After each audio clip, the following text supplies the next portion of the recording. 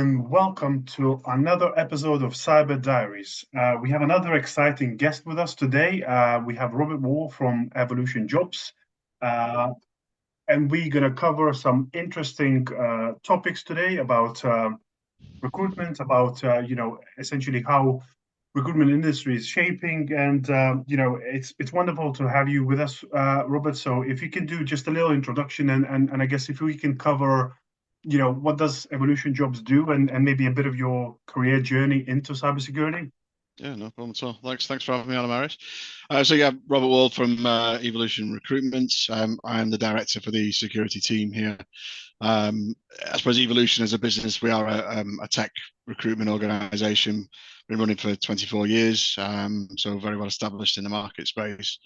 Mainly based out of the UK, but we do have offices out in the USA and Australia, Singapore, and Germany. But I suppose my part of the organisation is purely focused on cybersecurity and have been since I started there, well over 15 years ago. So been a long journey within Evolution. My background, I came from a telecoms background myself, and I kind of almost found recruitment. Came in as a trainee. And just started within cybersecurity, started working with some of the vendors, like Sonic Wall when they were starting out in the UK, and helped them to build their security operations centres. And I generally stuck with it over the years, and obviously found myself where I am today, But yeah, I started out as in telecoms and just came up into security. Yeah, it seems fascinating, obviously, how I guess technology, how it came leaps and bounds, especially over the last number of years. And how do you find? I guess I just wanted to pick up on that, and essentially journey into how did you find your knowledge, coming into such a technological field, because obviously I see people sometimes struggle because obviously it's cybersecurity is obviously not recruiting someone as in finance or something. It requires a specific knowledge, and I see people, I guess over the years, people who've been and survived the industry as long as you did, 15, 16 years, as you mentioned, obviously you have approached it in a good way, because there's a people, recruiters, especially now, they show up and then they disappear because obviously either lack of skills or trying to bypass the proper way of recruiting people.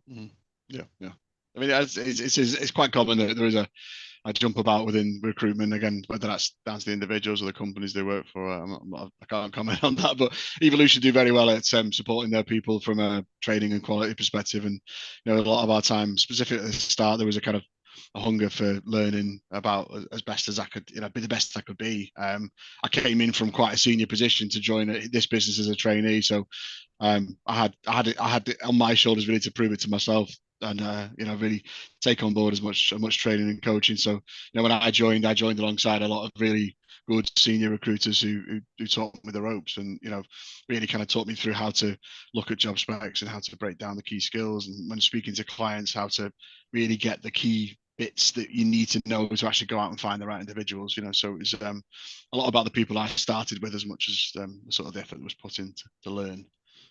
Yeah, and obviously because you've got a longevity of career, just wanted to, obviously, because we always touch a lot of technology, I just wanted to pick up a question as well. Do you see over the, say, last number of years in your career, does technology help in recruitment with coming of Zoom calls, LinkedIn, and how it popularized? Because obviously back in the day, it was paper CVs. It was probably calling people. Does technology help recruit better, or it doesn't? Yeah, I would say so. I mean, it gives us a lot more access to people. We can technically meet people, rather than asking them to come either to the office or us to go and meet them. And it works on both sides for candidates and clients. But 100% technology definitely has driven a different way of working. We can be a lot more proactive as if you were to go out and meet some clients, for example, I could do 10 in a day by video, rather than maybe 2 or 3 in person, and then I would have to travel probably down to London or something for that. So it's taken a lot of that out of the role, I suppose. I mean, there's obviously still a place for face-to-face contact, but yeah, the advance of technology, both in video technology, but also things like LinkedIn, that wasn't around when I first came to do recruitment. It became something that it is what it is now. And ultimately, it is a recruiter tool. It's obviously used by every recruiter in the marketplace. Yeah, as you say, probably it definitely probably helps improve efficiency because obviously, as you say, if you can meet 10 people instead of two, it makes a big difference. Obviously, Yeah. you can probably build more relationships and understand more people. Mhm. Going into actual, talking about market, what do you believe? What kind of unique challenges does your organization face in attracting top tier cybersecurity talent? Because obviously, I think there's a lot of, and I've seen over the last maybe 2 or 3 years, there was a proliferation of people leaving big cybersecurity companies and setting up their own practices. Obviously, Mhm. field is very competitive. So, how do you guys stay ahead of the competition? I mean, I think ultimately it's I don't think there's much of a unique challenge that we say. I think everyone's fighting for the same talent. There's a limited pool of candidates out there. It's very well documented that there's obviously a big skills gap globally, and ultimately the competition for that talent is fierce across the board. And ultimately what we found of late, that the generalist job boards don't really bring back results anymore.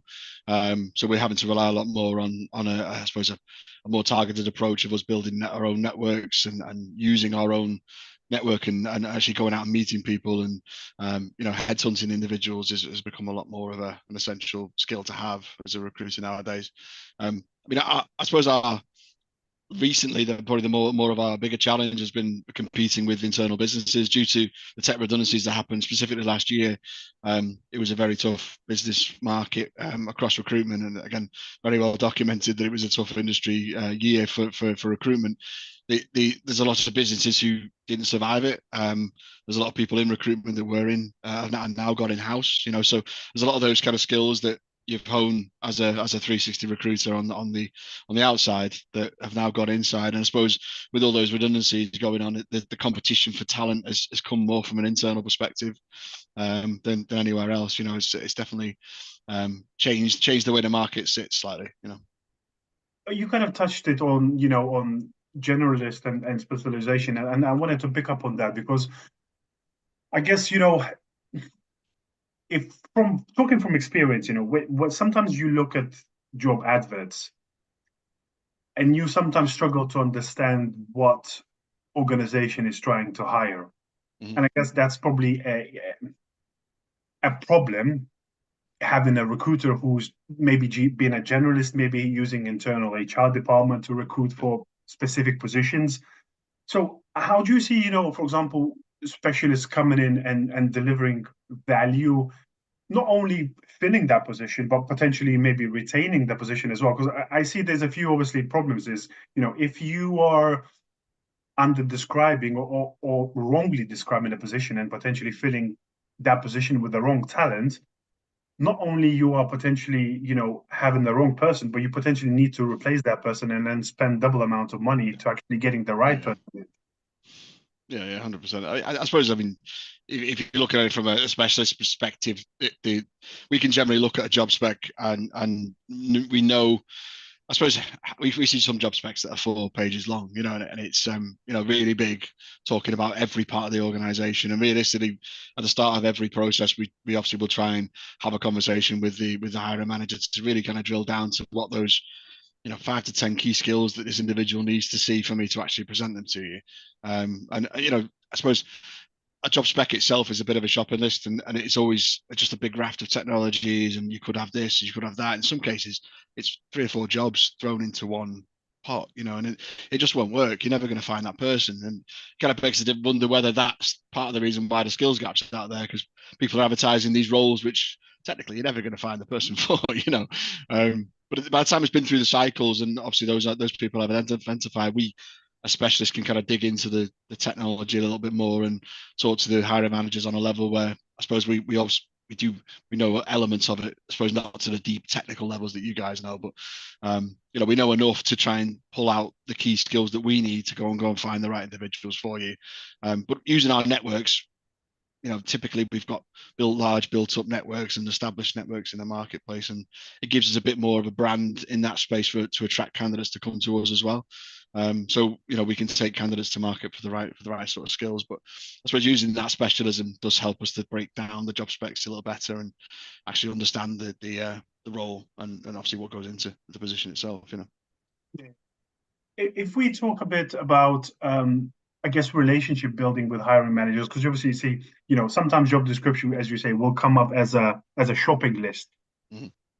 And how do you guys? Because obviously sometimes you can see something that is, you probably have to find the balance between being it unrealistic and being a shopping list, because you can, I guess, gauge or from obviously experience seeing lots of job descriptions and obviously hiring the talent, you can see the reaction potential of being deterrent Yeah. if you over subscribe obviously the shopping list versus being in the right place. So how do you guys you know are very careful about coaching or working with hiring managers? How do you find that balance, of making sure that people are not creating too much unrealistic shopping lists? Yeah. I mean, I think the best way to look at it is being honest. I mean, I think if we look at a job spec and see the salary's not right, the location demands are, meaning that it's going to constrain the amount of candidates you can see. If there's certain parts of it which generally don't sit well,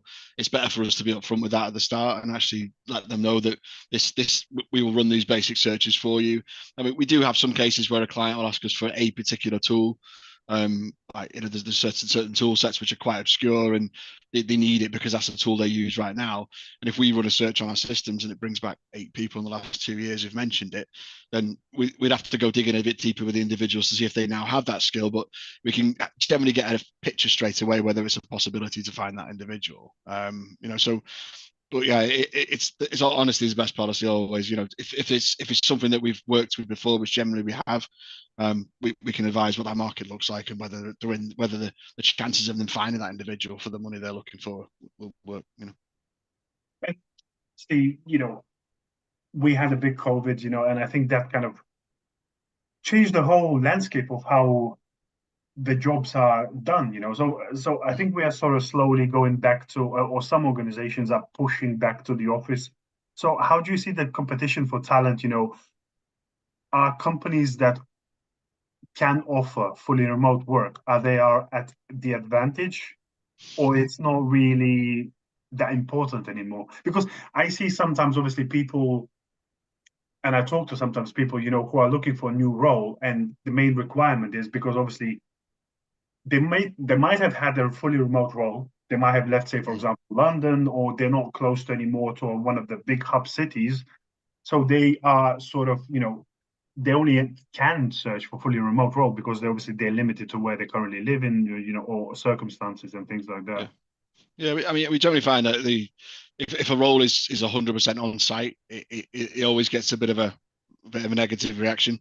I think people are accepting the fact that hybrid work is a thing. When COVID hit, I suppose we didn't have a lot of remote based opportunities or even hybrid roles. Most people were on site all the time, and that was expected. That was the normal. But when people tasted working from home and actually found that they could have a work-life balance and put their kids to bed at night, there's certain bits of your life that you probably took for granted, and then you've got that back, and all of a sudden it's kind of been pulled away from you again. It's always more difficult to take that away once it's been tasted, and I think that's what we see, that if a remote role comes up, we'll always get more applicants for it. So if a role is fully remote, or even if it's remote, but it's 1 day a week, you maybe have to go to the office, or 1 day a month, or 1 day a quarter, those sorts of positions always will get a better response to one that's 5 days a week. There's definitely a lot less people out there willing to do that 5 day a week commute anymore, Yeah. And I suppose in some cases it depends on the role, of course, and the environment, and whether you can do the work remotely, but most roles can be done remotely nowadays, I'm sure.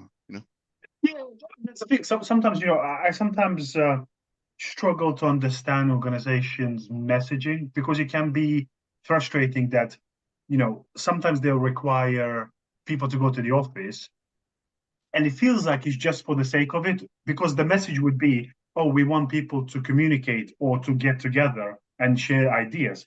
But the problem is, if you don't mandate that days that people go into the office, if one team comes on Monday and the other team on Wednesday, they're never going to meet. So there's pointless having this push the office presence Yeah. if you don't actually mandate, let's all go Tuesday and Wednesday so we can actually meet instead of, oh, let's just go whenever. And, what's the point? It just creates a frustration, I guess. Yeah, I think it used to be that there was like, one of the big selling points was, well, we've got this big office with beanbags, and it's always that sort of thing. But that anymore, it just doesn't become a thing that people ask anymore. That people don't really ask what the office is. What's the office look like? Is Yeah. there parking? All that sort of stuff. All the questions we used to get asked all the time. It just doesn't come up anymore.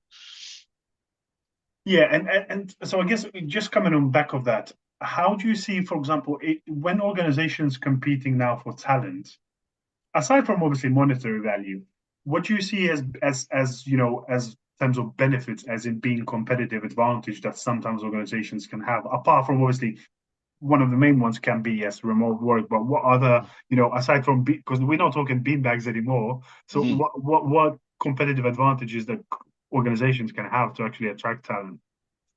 I mean, there's obviously, I mean, the remote working element is something that's definitely there. It is it's a big factor for a lot of people. Most companies nowadays that I suppose are doing it well are looking after their people and actually listening to what the people want and actually are that if you start to push people away from I mean, there's only one way they're going to go is just out the door. But I suppose looking after your individuals and your business specifically from a growth perspective, training is very important. Make sure your people feel valued, and there's some sort of programs that they can see that they are seeing some sort of personal or professional growth, working for you as a business, and that there's some sort of career path for them. In some cases, people are moving on from companies because they don't feel like there's a way up. They've hit this glass ceiling that they can't see a way past the boss. There's no other opportunities for them. They might want to do mentoring and coaching, but there's no opportunities to do so. But obviously, yeah, the money side of thing always comes up. It's it's something that people. I think that the packages that people get offered out there, there's not enough work done by organisations to stay close to what the industry averages are. It's quite typical that a candidate who's maybe worked in a company for 10 years maybe on a certain salary, and it will be great because they've got the little kicks up every year. Someone who's jumped jobs every 2 years, and over that same period, they'll be on good 10,000, 15,000 more than the individual who stayed where they are. And that's just it's common. That's what we see all the time. So what one may looked at as a job hopper, actually financially they'll be better off. That's Yeah, the way it is. it's really interesting to see because I obviously as well know quite a few examples worked before in the big organizations where they will use, for example, a salary benchmark that say, for example, is 2 years out of date, Mm, and then they will wonder why they can't attract talent. yeah. And I was like, well, obviously in technology, 2 years is a massive amount of time if you're benchmarking, and as well knowing where to benchmark to, because I think it's an important post Stu Hurst from made recently about salaries, because if you compare someone's statistics, like somebody posted, CW Jobs has an average CISO salary at £67,000. I was like, if you try and benchmark that, good Yeah. luck and try to fill that role. So I guess it's very important where you get your data. And secondly, I don't remember where from. I had an argument with someone on LinkedIn as well, where they were mentioning about, oh, it's not correct that my view was that CISO average CISO UK salary is about 180K because they found somewhere a data point that disagreed with it. But I was like, if you want to argue, find at least 10 data points so you Yeah. have something to go by, not just Facts. one to negate, and say it's fact. Yeah, So yeah. I think whenever you're doing benchmarking, it's something I recommend to everybody is go to somebody who works in that market and is not pulling data from CW jobs or from one of the job boards, because those salaries that are on there are kind of, again, there's a swing on it of possibly 20, 30 grand, and it's one of those things. If you want accurate data, go to an agency that's placing those people and they'll be able to give you accurate data of what people are being placed at. And we will get a pulse from various companies across all different technology sectors, all different markets, and we can pull together the data that's live and real. And I say has been tested, means tested. There's a lot of the stuff that we see online. It's the same with IT Jobs Watch and a few other bits like that. That they have reasonable data, but again, it's pulled from job boards in some cases. So the data isn't always exact to what it is. But if you speak to a specialist who works in that field, you need to know what sort of salary a SOC engineer is getting in leads, and come to someone who understands what that market looks like and works it. Because we can give you the actual data of what that salary will be. Yeah, exactly. I just wanted to pick up. Obviously, we talked a bit about technology, but if we kind of flip a point a bit in towards maybe threats, but combining that with technology, do you see that, for example, big news headlines based on, big breaches or new advancements in technology now with AI, does that change perspective and potential prospect roles that your clients are looking for to fill? Like, do you have any need now for, because obviously AI is becoming very popular. So is there potentially a need for AI security personnel now? I would say so. I mean, I think it's going to become more prevalent that we see that out there. I mean, definitely around AI, automation, machine learning, and all those different technologies. As you know, security just tends to follow the trends of IT. I mean, as tech changes, someone needs to be there to secure it. And as these new technologies come along, if we don't keep up, then there's gaps, and that's where people get in. But it's definitely there's talk around. Definitely that's becoming more of a conversation piece with the customers around AI and automation. There's definitely going to be more people specializing into different fields of security. I think that's the only way we could truly crack these things, because some of the areas are very technical. They're definitely coming out of the realms of a box on a when it's plugged into your server.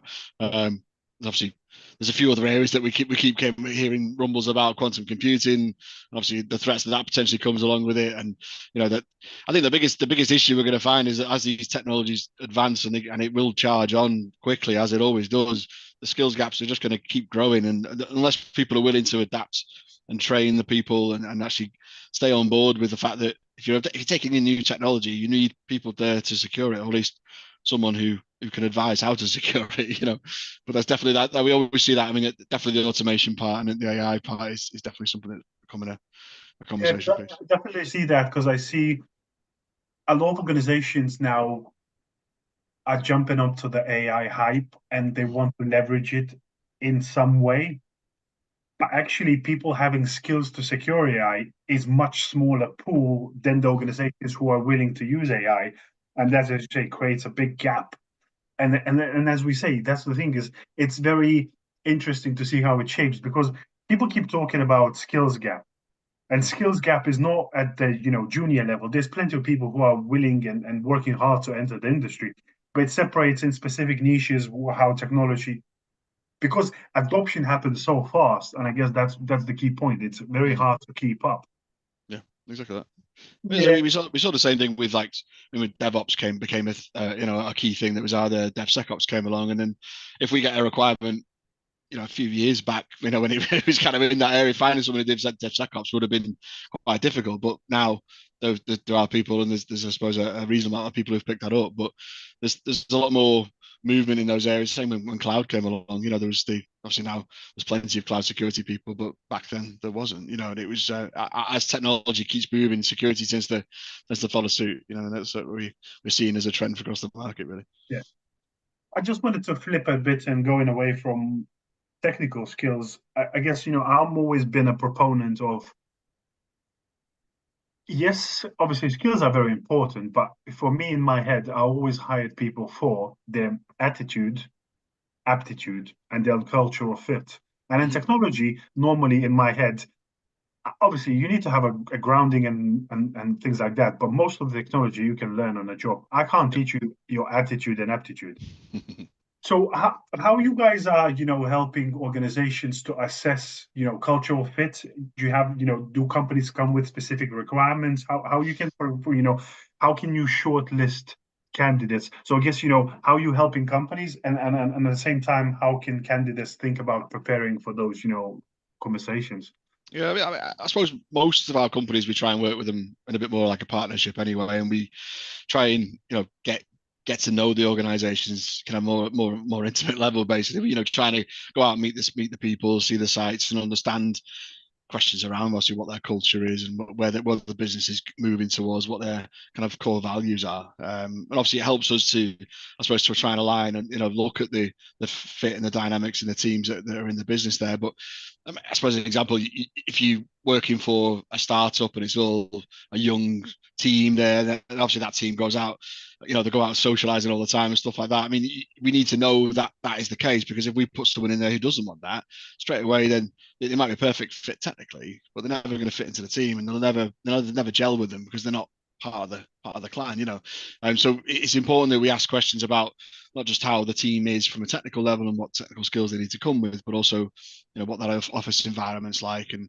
what are the day-to-day like that, what is day-to-day like in the office itself. But we do ask questions from the customers to say, what are your cultural values, and are there any questions you would like us to ask the candidates that we can present to you with the CVs, to try and obviously get those details, at the source, but obviously try and get a best way of us describing what that culture looks like for them internally.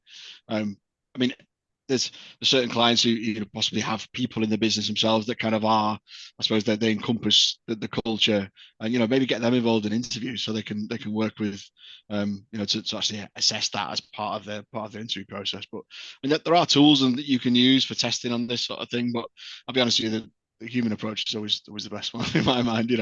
But yeah, I think it's just generally, if you know the business themselves and you've worked with someone closely for a number of years, you can get a feel. Again, using video helps because obviously you can technically meet the person, and actually get to know them a bit better. But yeah, I think that's definitely the way we kind of approach things, Yeah, and then on the back of that, how do you think that companies, or what strategies companies could use, to retain their top talent? Mm-hmm.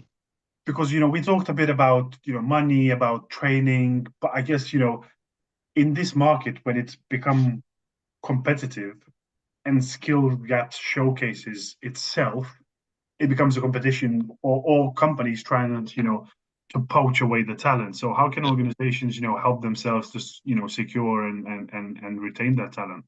I mean, I think it's, again, we've probably touched on it a bit as well. I mean, I think amongst other reasons, there's probably three main reasons why people do move on from a business. And first one's usually salary. Second one usually is training progression. The third one probably is the remote working element. That hybrid working. It's something that, listening to your people and actually understanding the reasons why people are moving on, and staying in touch with the sort of trends in the marketplace, specifically around the salaries. As we mentioned, there's definitely a raft of information out there. You can get sources to make sure your people are looked after, because make no bones of it, they're getting approached 10, 20 times a day from other agencies that are trying to, or even direct companies trying to take those people out. There's always those gaps that are going to be pulled from. It's always like robbing Peter to pay Paul. It's that sort of situation. But the growth within their businesses themselves, if people feel like they're being invested in and they can see that there's a path there for themselves in the organization, that they won't have a reason to pick the phone up. They won't have a reason to reply to our LinkedIn message. But you can't please everybody. But at the same time, if you don't understand your people and don't know what makes them tick and what their drivers are, both internally and externally, it could be that they want to get the next house, or they've got aspirations to become a CISO one day. Work with them. Let's see if we can put a plan together. Say, well, okay, well, let's over the next 12 months, we can put you through these courses, or we can work with you, or you can shadow people. You can, do whatever you need to do. So obviously, keep that person feeling like they're being valued and actually challenged in their I think workplace. sometimes this is very overlooked because I know some organizations, obviously you can't compete on salary front, because I remember where I read a really interesting story about Netflix, because Netflix used to have a rule. I don't know if it's still there, but I know a few years ago they used to have a rule. So if they hire someone new from outside into organization, and they say, for example, let's say their salary is 10 grand more than everyone else in that department, they will bump everybody else's salary, because they will say that's the new benchmark, because obviously someone negotiated more. So Yeah. obviously it's hard to compete with that, but Mm. I think that's why there is a popular saying, people don't leave companies, they leave bad managers. Yeah. Your responsibility as a manager is to create a culture of collaboration, of support, and I guess of job safety, and essentially support that person. I always say, if someone has an aspiration, you want, if somebody wants to be in in higher position, you need to support them. Some people, I guess, become uncomfortable because they think that their junior might come for their job one day. Yeah, no, I get it. But if you want the best for your people, that's fine. You can move on and let them flourish in that role. So Yeah, it's about once obviously getting to know your people and actually understanding where their strengths are, because there may be stuff that they do very well that they're just not aware of. It's just something they do on a day-to-day basis, and it's there may be some values that they have and some of their sort of attributes that do lend themselves towards leadership, and they might think that they can't lead people, but they've never had the chance to. So yeah, it's like having those opportunities to keep people keep people fresh. I think that's the thing. As soon as someone goes stagnant and it becomes a bit, they feel like they've got nowhere to go. There's nowhere to climb. They're not advancing in any way.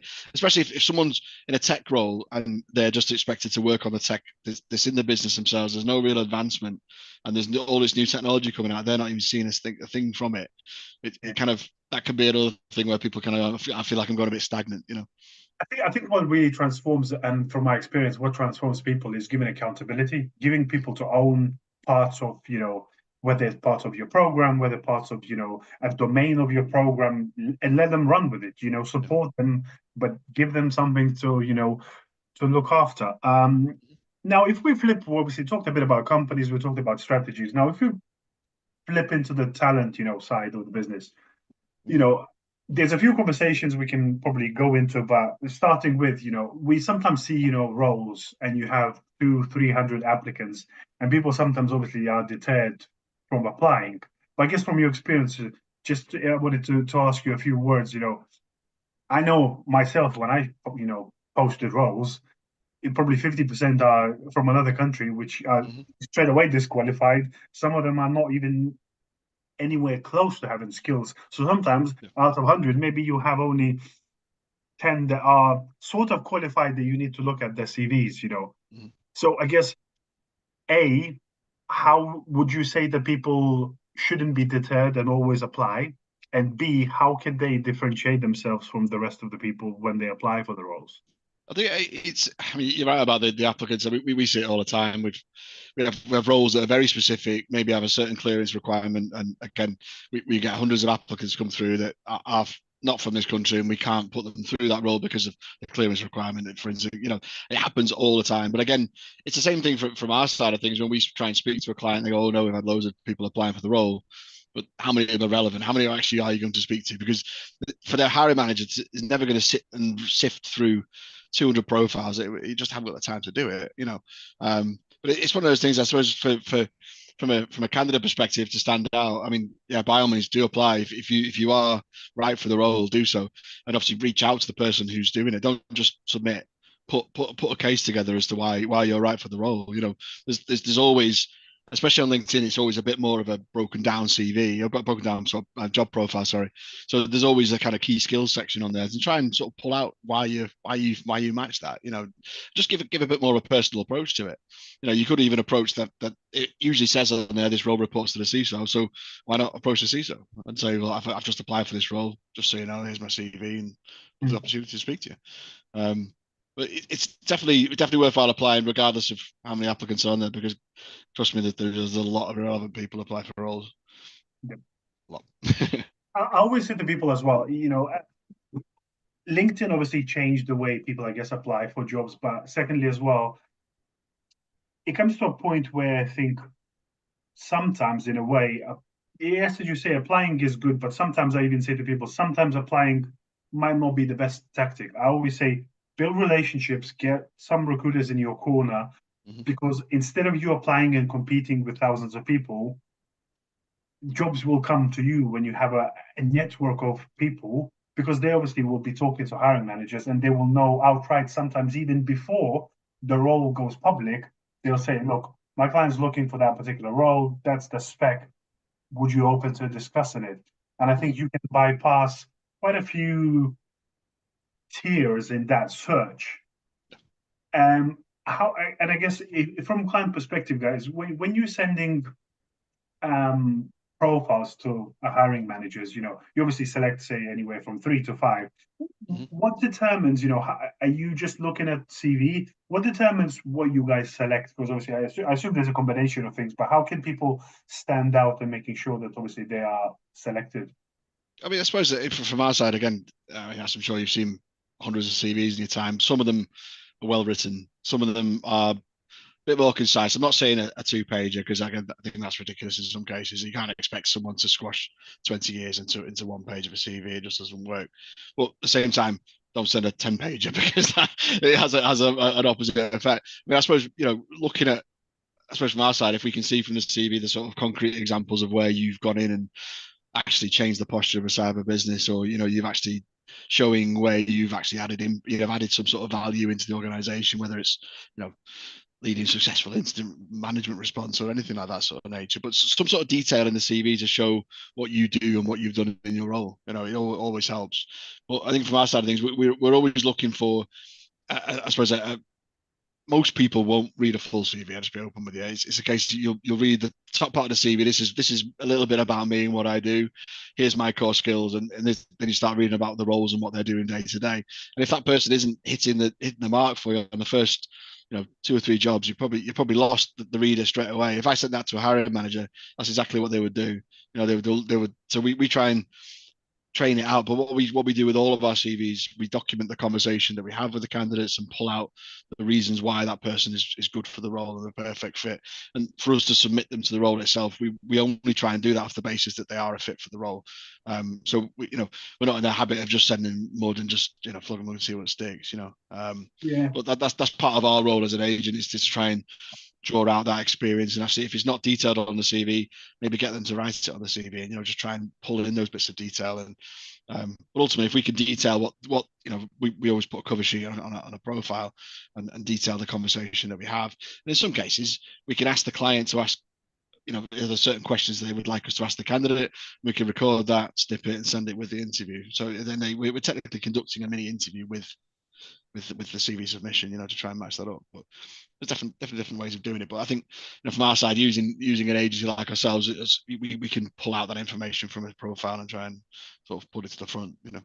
yeah. I think I always find that, and I've been doing some, mentoring. I always find that people struggle to. Usually, CVs consist of somebody's responsibilities, Mhm. and that doesn't tell me much as a hiring manager. I want to see. So, for example, I always give people examples like, I've used A and B vulnerability management tool. Mhm. Well, that doesn't tell me much. What did you do with it? What to do Or, with it? when somebody says, oh, I've used this tool and therefore I reduced the vulnerabilities by this amount of percentage and our posture will reduce the risk and this, Mhm. when you put why and you can create tangible events, what happened, how does that change? Yeah. It completely changes your CV. And I think that's somewhere where, people struggle. Or secondly, as well, sometimes, I always talk to junior people is when you have about yourself, sometimes obviously people don't have responsibilities or didn't have exposure to those tools maybe in an enterprise grade. Mhm. But if you have your home lab, put that what you actually done, what scenarios you try to address and develop your skills. Yeah. Yeah, I agree. I think it's one of the things that's definitely overlooked, that people tend to put like just they're a Splunk specialist, but okay, well, what does that mean? Are you just using the team tool? If they put on an extra, dashboard creation and all that sort of stuff, it means that they're the next level. They've kind of gone a bit deeper than just someone who's a user, So it's definitely worthwhile spending a bit of time on your CV just to kind of give a bit more context into what you're actually doing with the tools that that you've been using. Yeah, yeah, and especially showcasing. Some people even add. You can add a portfolio of your work and things like that, and that can always transcend and transform. And I always say to, for example, I remember back in the day, I got a few jobs as well because I was either presenting or somebody, my hiring manager saw my YouTube video, which obviously doing something extra and showcasing your passion Hmm. can help because you mentioned that exactly, and that's one of the things I always say. There's two ways I always see. One of the things I always ask candidates, especially at the more junior spectre, is what's your next training plan for the next 6 to 12 months? And then secondly, obviously, I will always expect them to ask me, how am I, or how us as organization will support you in your personal training and development. Mhm. Because obviously, it's even though I know it's very important to balance burnout and obviously people, it's the job can be very demanding, but showing that you are able to constantly develop because cybersecurity changes so fast. You can't, the skills that you have today, if you don't do anything for the next couple of years, you're going to be left behind. Mhm. And that's the reality. And sometimes it's harsh reality, but you have to keep up. You obviously Yeah. don't have to do crazy because we know mental health and everything you have to balance. You can't do 24/7. Mhm. Yeah, I mean, a lot of people do as well. They take themselves out of that comfort zone of just sitting behind the computer and actually get out and network with people. Go to meetups. A lot of the time there's things that are out there that are free. Go and speak to people. Go and sit and listen to speakers at events and stuff because those guys are generally clued up and they're on the pulse of that new stuff that's coming out. So again, it could give you an idea that actually that sounds interesting. Let's explore that.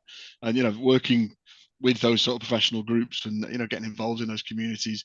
So that's one thing you just got to be mindful of is making sure the interactions is a good one. Obviously I know some people like to see the world burn, but there's a lot of people that we see kind of pushing out these controversial comments out there, but we have seen that before where that's got in the way of someone being offered a position because their comments seemed a little little extreme, shall we say?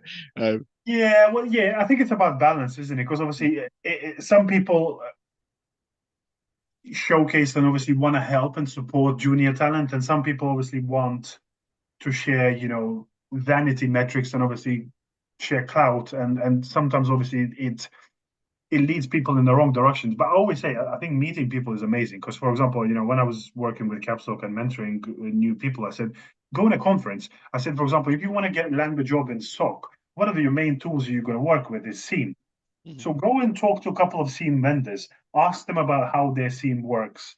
See if you can more understand, and get a couple of people in your corner who you can just chat to. Mhm. It's building relationships, and I think one thing is worth mentioning. I think cybersecurity is unlike any industry I've been in before because cybersecurity, there's so many people who are willing to dedicate their time to help a stranger. You just need to ask. As long as you're not being, a dick about it and you are being asking nicely and you actually are interested, there's so many people that will dedicate and give you their time Yeah. to actually, help and support you. There's various communities, whether it's, as you say, Discord, whether it's LinkedIn, there's WhatsApp groups, there is Facebook learning groups of people, who doing the courses, like Security Plus, Professor Messer, and all of these groups, who do tremendous work for people. So I guess to kind of summarize, and if we look into the recruitment future, we kind of touched a bit. Last year was bad. This year seemed like it woke up a bit and then it kind of died down. How do you see recruitment sort of industry shaping over the next year or two?